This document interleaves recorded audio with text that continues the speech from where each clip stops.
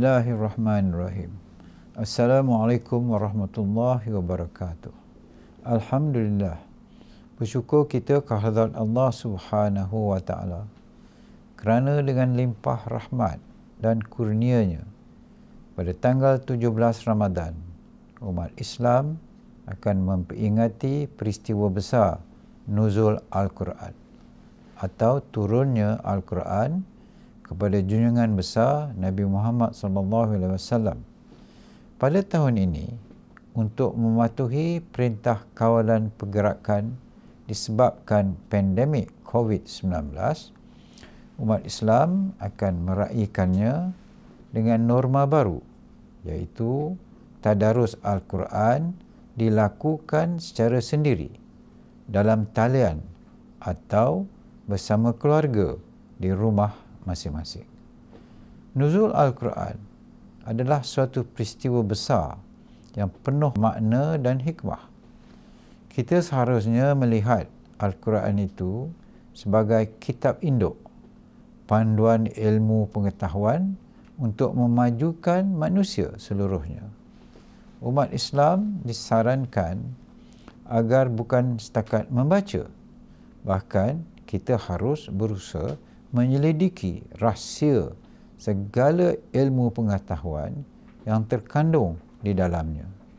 Al-Quran adalah hidayah, rahmat, syifa, nur, furqan dan pemberi penjelasan kepada umat manusia. Al-Quran yang juga dikenali sebagai Al-Nur bererti cahaya yang menerangi.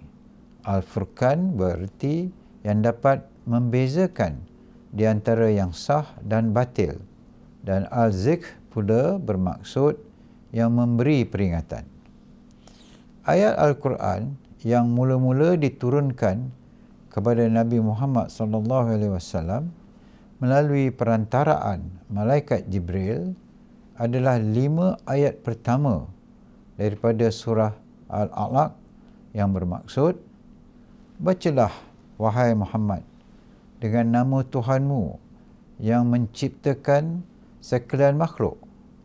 Ia menciptakan manusia dari sebuku darah beku. Bacalah, dan Tuhanmu yang Maha Pemurah, yang mengajar manusia melalui pena dan tulisan. Ia mengajarkan manusia apa yang tidak diketahuinya." Firman Allah Subhanahu wa taala dalam surah Al-Baqarah ayat 185 yang bermaksud, bulan Ramadan yang diturunkan padanya Al-Quran, di mana Al-Quran itu menjadi petunjuk kepada manusia dan yang menerangkan tentang petunjuk dan pembeza antara hak dan batil. Sebagai seorang Muslim, kita menjadikan Al-Quran, As-Sunnah, Qiyas dan Ijma' sebagai pedoman. Apa sahaja perkara yang hendak dilakukan atau diputuskan, kita hendaklah merujuk kepada Al-Quran dan As-Sunnah. InsyaAllah, kita tidak akan sesat di dunia dan di akhirat. Namun, apabila membaca Al-Quran tetapi tidak mengambilnya sebagai pedoman, maka Al-Quran itu sendiri yang akan melaknatnya. Ini dijelaskan dalam hadis Nabi SAW. Berapa banyak orang yang membaca Al-Quran, sedangkan Al-Quran itu melaknatnya. Institut Kefahaman Islam Malaysia sentiasa berusaha bagi memupuk semangat dan membentuk pemikiran berasaskan Al-Quran, Quranic Mind, menerusi program-program seperti kolokium, seminar, muzakarah pakar maupun program-program di Radio IKIM. Seseorang yang mempunyai minda Qurani tidak akan lupa bahawa Allah sentiasa melihat apa yang ia lakukan. Kita akan dipertanggungjawabkan apa sahaja perbuatan kita, sama ada yang baik dan yang buruk. InsyaAllah, Sekiranya kita sentiasa mengingati Allah, kita pasti akan mendapat kebaikan di dunia ini dan di akhirat.